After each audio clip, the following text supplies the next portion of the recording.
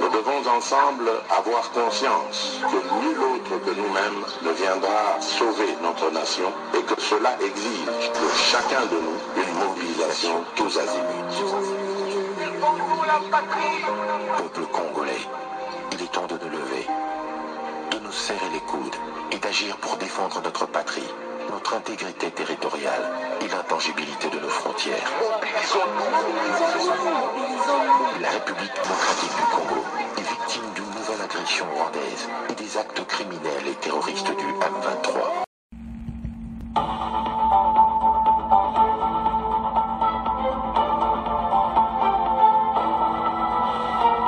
Bonsoir, bonsoir, bonjour, c'est Congo News 24. Bande Konanga, comme toujours avant de commencer notre émission, nous disons merci à Dieu. Nous disons merci à nos chers abonnés et téléspectateurs qui nous suivent partout dans le monde et en RDC. Bande Konanga, soyez les bienvenus. À la une, chers téléspectateurs, on va commencer cette émission Bandeko. Oh Balobake Yindi, suivez ex-ministre de Kabila, les États généraux, justice à 2 vitesses en RDC. Et ça, sommes Bandeko Nanga. Tous à la connecter. Deuxième point, chez téléspectateurs, retrait de l'armée rwandaise du Nord Kivu. Et puis, bon, il y a une délégation, il y a un député, Baké Kampala. Alors, tous à la connecter. Peut-être développer une émission parce que yindi déjà na makambo oyo ya armée rwandaise boyo ke interview ya Kaikwamba ministre des affaires étrangères bandeko za som ba américain na bazo salé le côté alors tous à la connecter. Chers téléspectateurs, émission na bise bandi et comitant tout sur l'ensemble masolo ya mboka bandeko toko kene directement dans les États généraux. Et pas Iwapi, ex-ministre Joseph Kabila, a dit parole, a dit ministre de la Justice. Dans le gouvernement, Yamata Tamponi. Alors, bande kweza som. A lobby makambu ya ndenga lobby, mais biso, tous a toujours na confiance à Batouanati. Ce qu'il a dit, ce n'est pas mauvais. Ainsi, salut peuple, à s'en sortir. Peuple ba faible ba que prison et puis ba ministre na ba député ba za protéger question sur ko zongilai les razaki ex ministre Kabila a salakine pourquoi il est pas salakine mutamba saliti allo bien za 2 vitesses ndenge mutamba zo même on s'auto comprendre déjà je critiquer mutamba. Mais l'autre ntoloba, clair, makamuya lobé za mabiti. Passe ba Congolais za ki bango, le loso to kombo za pona bango. Do baza bato kutu bakwa ko lekame na les États généraux. Fala vana yi. Parce que le makamo kitoko, mais kokota webinia, ba Congolais balinga kama kamwana te bato yo, o basi baya ko pesa biso ba conseil. Ezala ya bien, ezala ya mabe ba Congolais ba omona oka ndenge wana. Il a très bien dit que mboka na biso peuple azo s'en sortir d'akata justice, c'est pour cela que la justice est malade. Et puis remède nango a sengete d'institution tout makambo ebele alingi séparation du pouvoir toujours alingi pouvoir judiciaire à la part na pouvoir exécutif. Qu'on crée conseil supérieur à magistrature, c'est ça le problème. Alors, la situation ndenge za sikoyo bandeko c'est un problème. Parce que les voix s'élèvent. Il faut supprimer Conseil supérieur de la magistrature, c'est la Conseil supérieur de la justice. Ndenge professeur Chibango alobaki.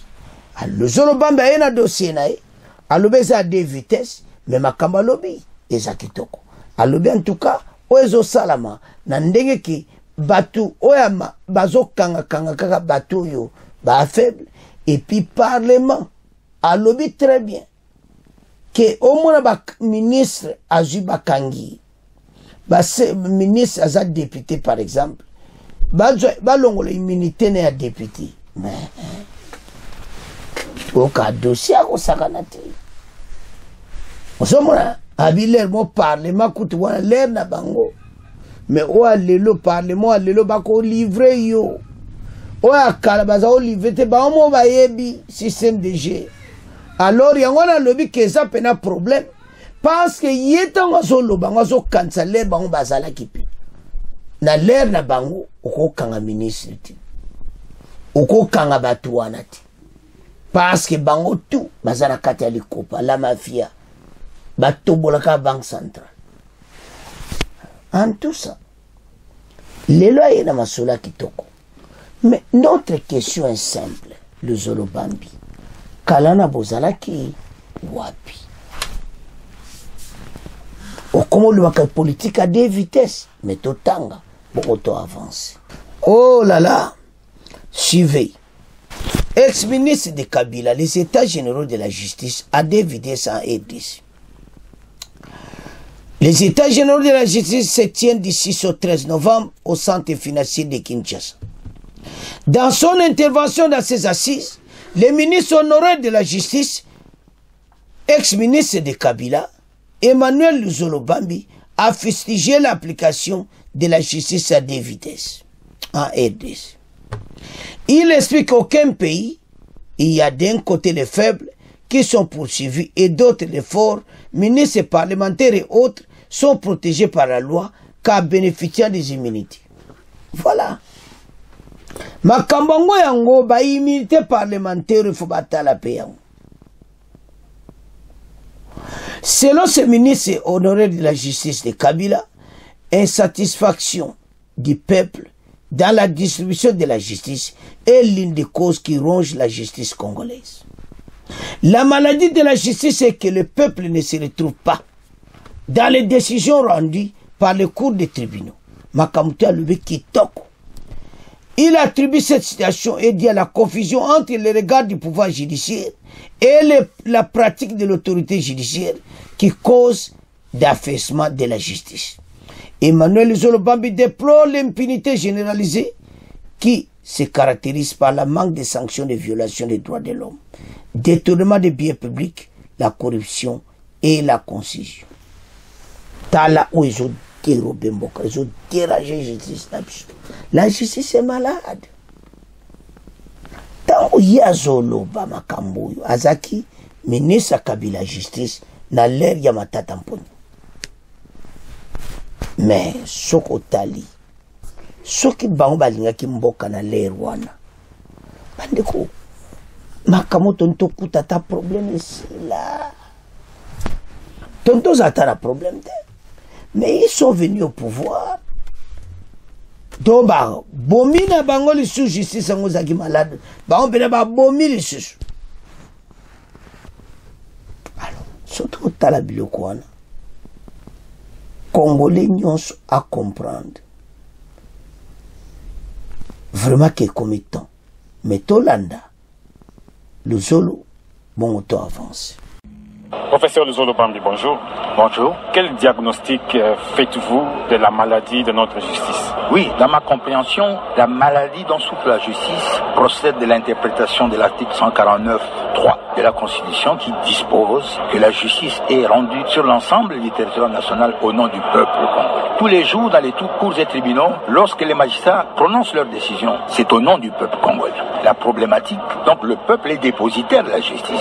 Est-ce que ce peuple est satisfait? Apparemment, non. Et donc la maladie de la justice, que l'on peut considérer comme maladie, est le fait justement que le peuple, aujourd'hui, ne se retrouve pas, vraisemblablement, dans les décisions rendues par les cours des tribunaux. Ça, c'est l'interprétation de la maladie. Maintenant, en termes de diagnostic, c'est cette maladie-là, mais qui a des causes. Il y en a beaucoup, les causes. Mais quelles sont ces causes? Moi, je les distingue en deux. La première cause, elle est technique. La seconde cause, elle est sociologique ou anthropologique. La cause technique, c'est que la justice congolaise est organisée constitutionnellement en tant que pouvoir. Mais la manière dont elle est pratiquée, dans ses rapports avec les autres organes de l'État, donne l'impression que la justice congolaise n'est pas un pouvoir judiciaire, mais plutôt une autorité judiciaire comme en France. Donc cette ambivalence, cette confusion entre le regard du pouvoir judiciaire et la pratique de l'autorité judiciaire fait que les conséquences, c'est un affaissement de la justice. Et il est difficile qu'elle puisse produire les résultats qu'on attend d'elle. Ça, c'est une cause technique. Elle est objective. Et je demande par rapport à ça qu'au niveau des États généraux et au niveau de toutes les institutions du pays, que le Congo lève l'option. Est-ce qu'on a un pouvoir judiciaire ou bien on veut une autorité? C'était les causes techniques. Maintenant, les causes sociologiques et anthropologiques, c'est l'impunité généralisée. Ça signifie quoi? Je donne les axes de cette impunité. Ils sont extrêmement graves. 1. La protection des droits de l'homme. Nous avons un pays aujourd'hui qui compte 10 à 15 millions de morts dans les différents conflits armés que nous avons connus, sans solution claire. Vous vous rendez compte de ce que 10 millions de morts, il n'y a pas de réaction de l'État. C'est l'impunité généralisée. Pas de sanctions contre les violations des droits de l'homme. Deuxième axe, aspect corruption. Le non-respect du bien commun. Le détournement des deniers publics, la corruption, la concussion. C'est vrai, il y a quelques temps, on m'a reproché, on parlait de 10 milliards qui s'est évaporé chaque année. 15 milliards. Ou 15 milliards. Vous me regardez bien, je suis à l'aise aujourd'hui, monsieur Jeff, parce qu'avec le temps, l'État congolais a fait aujourd'hui un bond de 4 milliards vers 18 milliards, comme je l'entends. 4 moins 18, ça fait combien? Comptez 14. Vous voyez? Vous avez parlé d'une ambivalence entre le pouvoir judiciaire et l'autorité judiciaire. C'est quoi la différence? Juste un élément simple, définissant le pouvoir judiciaire. Dans le pouvoir judiciaire, le magistrat est inamovible, le juge notamment. On ne peut pas déplacer un juge sans son consentement, parce qu'il est le pouvoir judiciaire. Mais regardez comment les affectations, les mutations se font. Ça ne correspond pas au pouvoir judiciaire. Ça, c'est un exemple simple. Nous n'avons pas beaucoup de temps, il y en a beaucoup. Quelles sont les réformes que vous proposez? Alors, quelles sont les solutions? Je dois finir par les causes. La justice à deux vitesses. Les immunités et les inviolabilités. Le Premier ministre, les ministres, les députés, les sénateurs, pour les poursuivre, le procureur général doit solliciter l'Assemblée nationale, qui doit se réunir en plénière et par une majorité qualifiée pour autoriser qu'on poursuive un ministre. Vous vous rendez compte? Et on en a poursuivi depuis combien? La justice s'arrête à la porte du Parlement, parce qu'il est rare que le Parlement lève les immunités ou autorise ce type de poursuite. Conséquence, il y a une classe politique qui se protège, qui est immunisée, et ceci consacre malheureusement constitutionnellement l'impunité généralisée, et ça crée une situation telle que la justice devient une justice pour les faibles, parce que les forts ne peuvent pas être poursuivis. C'est une cause de la faiblesse de notre justice. J'entends ici les gens dire qu'il faut supprimer le Conseil supérieur de la magistrature et le remplacer par un Conseil supérieur de la justice. S'il vous plaît, je reste droit par rapport à mon discours d'orientation. J'ai soulevé le problème. Ce n'est même pas supprimer le Conseil supérieur de la justice. C'est plus que ça. On reste dans le pouvoir judiciaire ou on s'oriente vers l'autorité judiciaire. Et dans chaque cas, il faut en tirer les conséquences juridiques. Merci, professeur. Merci. Bande ko tolandi biso nyonso luzolo bande alobi ex ministre Kabila le makamo kitoko mais aza na chance te pa ba congolais parce que baza bato yo o nyonso ba koloba ta ya bien ba congolais ba zomba o tchanka point d'interrogation pour ba jong sera ba question bon a l'air na bino ta ko zaki ministre de justice pourquoi ça que les états généraux. Donc vous allez voir qu'il y a quelque chose là aux hommes entre le peuple et la justice. Le peuple va s'en sortir. Donc on va s'en sortir. Et puis, quand on va plus faible, il va aucune prison. Et ça la mawa. Pourquoi quand on va plus faible, il va en prison? Bango batika la kawana non na ba cravate rouge alobi ke ba plus fort baza protégé musu immunité parlementaire les mo bakangiye mwe bati ovo baye kuna parlement à la session pona ko longola immunité tout ça les plus faibles a souffrir bango baza occasion yango tina makambo tout obimina tout comme na pont zalido les états généraux il faut pas réformer ça la très propre il y a le bien à deux vitesses et à vitesse trop ami ko expliquer ba kawana Mais ce qu'on choisit, c'est bien qui n'a pouvoir. Mais vous n'avez rien fait de Zolobambi. Tika Moutamba Salamaso. En tout ça, bazotala Moutamba, parce que Moutamba Moutaïli Bissoma Kambo Nyonso. Payer Vanana Ounye. Et le quoi ça les a été. Ah, il a compris que ce n'est pas comme ça, ce n'est pas comme ça. Partout, Pena dégage. Parce que son nom, Talabiloko, Tijina, Bianzambi. Bandeko, ezo, tala. Oebi, ndenge peuple a souffert na justice. Ndenge bazan les États généraux, ba respecter makamo bazokata. Boyo ki me bata kabila, ba pesa vraiment solo. Ba le makama kitoko. Mais le problème que on a bon les bancs bazaki na pouvoir. Pourquoi basaraki amote? Ba ko peso grand oyo donc mawatro oyo kaka sukana. Ba botte d'incompréhension. No batu moko très compliqué. 20 ans au pouvoir. Pays na kata gouffre. Ba la résobima. Ba ya musa ya sasa. Mais c'est comme la lere ba yo pesa ba conseil. Ba ya nana koyo ka conseil nani. Makambo ya lobesa kitoko. Mais na ndimite ba congolais. Musu pene ba kozwango ba bateau lisusu. Ah bateau lisusu. Bata kabila lisusu. Donc c'est comme ça. Le seul au comprend baba binondebo. Ou melaki na pouvoir. Botiki mboka kandemo. Mais le lobo zana ba idée bien. Bozalaki wapi. Alors, chers téléspectateurs, ce qu'on l'a dit, on comprend clairement qu'il fallait qu'à wana. Tout comme tika, justice n'a pas beaucoup de tout comme qu'il y a une deuxième partie.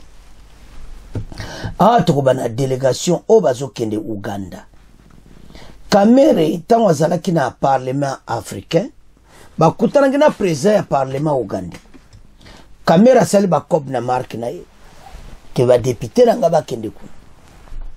Je ne sais pas ce que y est à côté de ta conseil, t'es pas bakonzi, on ne sait pas. Allez, bango wana pe bodu bodu, allez, 11 personnes, bakati, baken. Conduite par Lambert Mende. Lambert Mende a expliqué pourquoi bakeko. Ba lobby ba solo la na makambo ADF, passe bazan opération conjointe, ba iba mozinda makambo. ADF fazo konteka oboma batu. Ah, côté Beni, à Matisse, côté Ituri, Irumu et tout ça. Et là, il solo là. Et là, la vérité, c'est l'agenda caché. Mais point d'interrogation. Kamere batwa dutaka. Yama kaka tolo bati. Ndeto tolo abata pepe. Kamere pe akoza ne na pose wana bien makame. Ba Congolais kaka doute na makambo ya koloba. Mais totala akola kisa. À exprimer. Alors, quand je vois tout ça, bon, mon que peuple na biso, na Nord Kivu, ba souffrir, bon, ba Ougandais. En tout cas,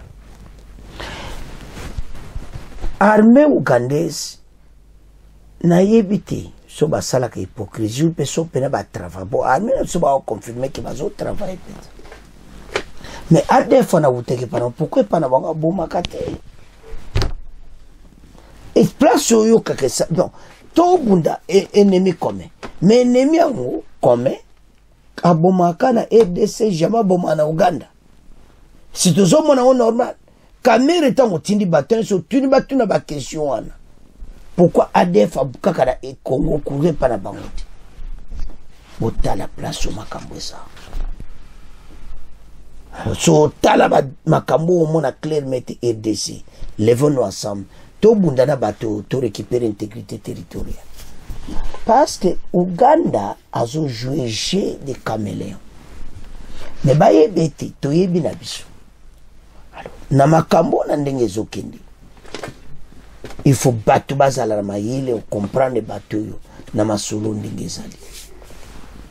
Bana mboka. Et l'autre ntoloba est très important. Kagame a coopéré avec Museveni. Alors, les parlementaires, autant bazo comme pas Museveni. masolo bakosolola faut basolola bien avant baki nde baza kuna na asi basoli me na ba armée na ba konjete abokende kuna bokeba parce que à un moment baza na ba traité en cours ba osolola ba ko apengle lo mobo lisukuna voilà kuna bo. Pourquoi peuple pas au douter makamo kamera ndenga bongsaki kamera bongsaki yena président wana gouvernement faut pas kepa. Il y a sa présence Assemblée nationale. Ma consultation au you. Il va permettre aux députés de mais ça m'a dit le Premier ministre ou bien le président de la République, il va aider nous bien. Quand il y a point d'interrogation. Les Congolais vont avoir un point d'interrogation. Voilà et pas wapi. Problème, il y a caméra. Même à une seule bien, il y a pendé moka. Les Congolais n'ont plus confiance. Alors, pays et outil pendant la Katiali Boula ou Saganate Zobima. Et je senga vraiment encouragement ma kasi. Comme ça. Token de l'avant. Mais toke banabatu ba Ougandais. Alors. Sozo tala dossier au Marato, mais tanga. Bon, auto avance. Une délégation de parlementaires de 11 députés congolais, conduite par Lambert Mende Omalanga, entame une mission officielle à Kampala du 12 au 19 novembre. Cette visite vise à renforcer la diplomatie parlementaire entre la RDC et l'Ouganda pour promouvoir la paix et la coopération bilatérale entre les deux pays. Nandimiti. Pepe negozala entre les deux pays. Binobo envahi sakambo kanabiso. Cette visite vise à renforcer la diplomatie parlementaire et l'Ouganda de promouvoir la paix. Lors de cette mission, les députés congolais échangeront avec son homologue ougandais, notamment le groupe d'amitié RDC-Ouganda, sur des questions sécuritaires et le soutien d'une diplomatie parlementaire constructive. Nous sommes venus recevoir les termes de référence de cette mission, interparlementaire qui vise à coordonner les actions entre nos deux parlements, en particulier sur la mutualisation des forces contre les ADF Nalou dans l'est de notre pays, a déclaré Lambert Mende Omalanga avant le départ de la délégation. Les députés congolais espèrent renforcer la coopération en matière de sécurité, enjeu crucial alors que deux nations font face aux menaces des groupes armés et les provinces de l'Est de la RDC, notamment les forces démocratiques ADF Nalou, mènent à souligner la nécessité de comprendre comment améliorer cette collaboration déjà en place entre le gouvernement de Kinshasa et de Kampala. Alors, bandeko, kamere pe aliwana pe azakana ba problème ba Congolais pe ba dutana ba ona makamna.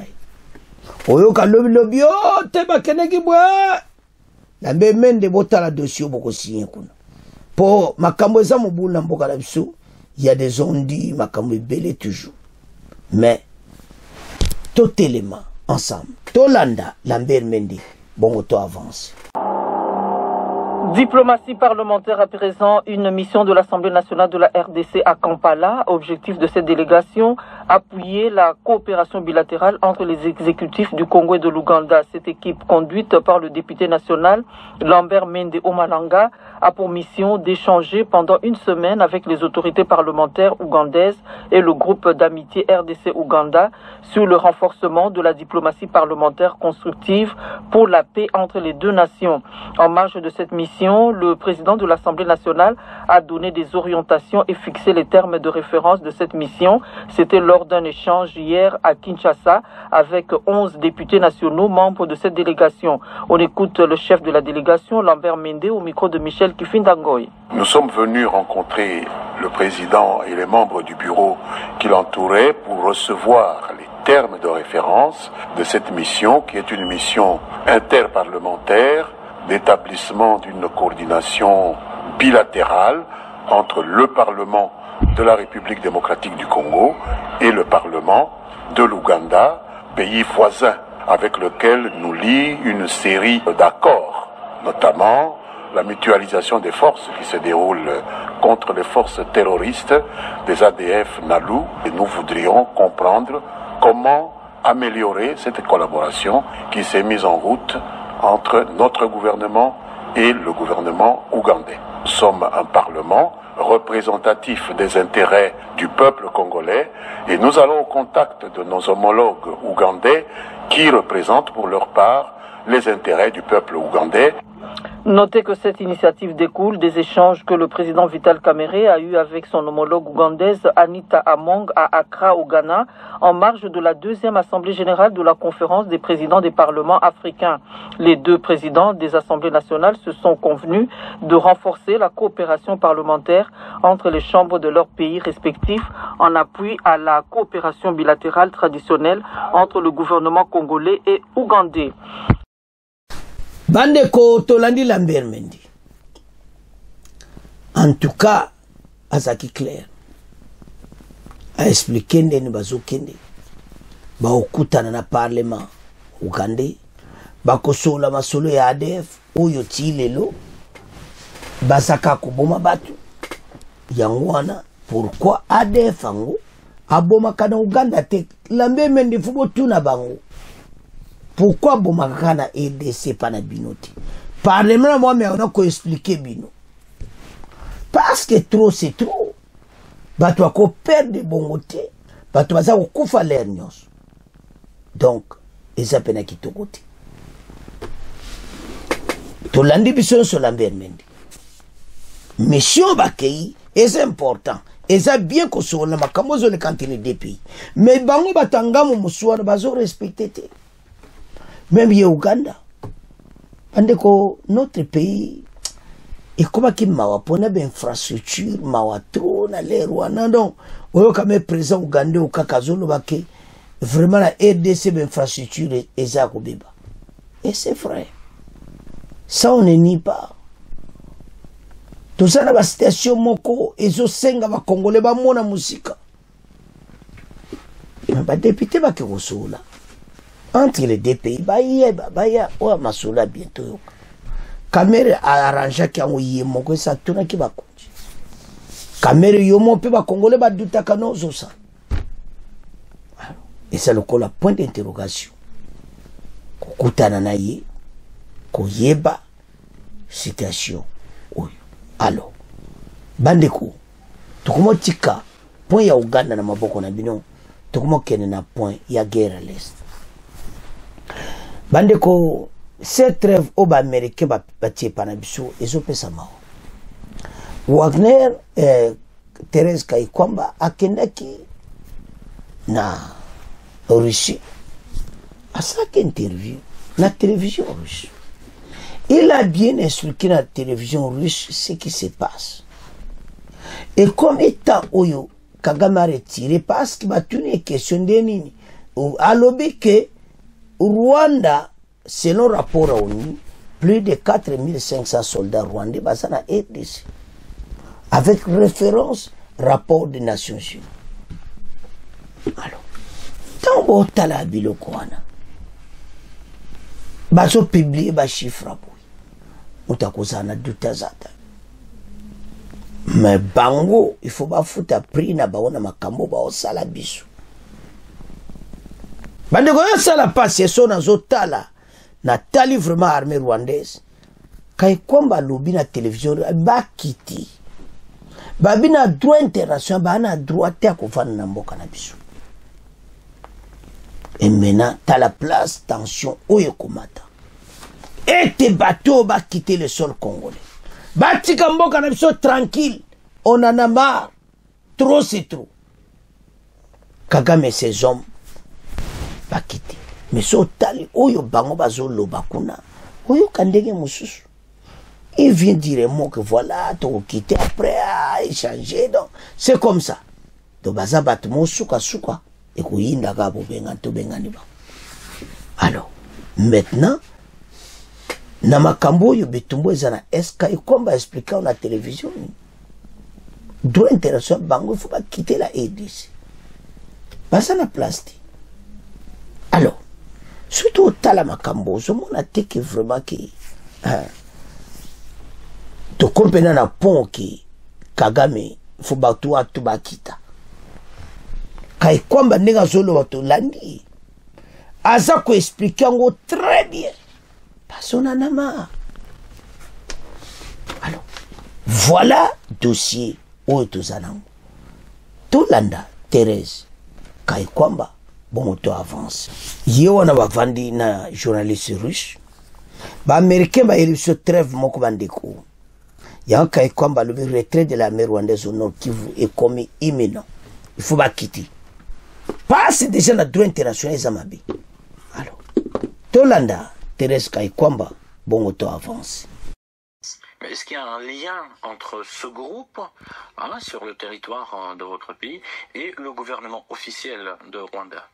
Si vous lisez les rapports du groupe des experts des Nations Unies, donc je ne vais pas parler des sources congolaises, cela pourrait être perçu comme un avis subjectif, donc je préfère parler de l'objectivité qui a été établie par le groupe des experts des Nations Unies, un groupe mis en place par le Conseil de sécurité des Nations Unies.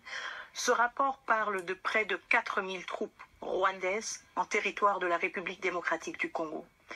Il est très important de savoir que le Rwanda est le 4e pays contributeur de troupes pour des missions de maintien de la paix des Nations Unies. Un pays qui reçoit beaucoup de financements, y compris de l'Union européenne, pour des opérations de maintien de la paix autre part en Afrique. Et en même temps, ce même pays se permet d'envoyer 4000 militaires, au moins 4000 militaires, sur notre territoire souverain. On ne peut pas être contributeur de troupes aux missions de maintien de la paix des Nations Unies sans pour autant contrôler ces troupes sur son propre territoire. Et la question que nous posons donc est comment est-ce que 4000 militaires rwandais se retrouvent sur notre territoire souverain s'il n'y a pas eu une décision politique pour les envoyer en République démocratique du Congo. Mais quelle est la situation sécuritaire générale dans votre pays ? Extrêmement préoccupante, raison pour laquelle nous restons sur le Conseil, sur l'agenda du Conseil de sécurité.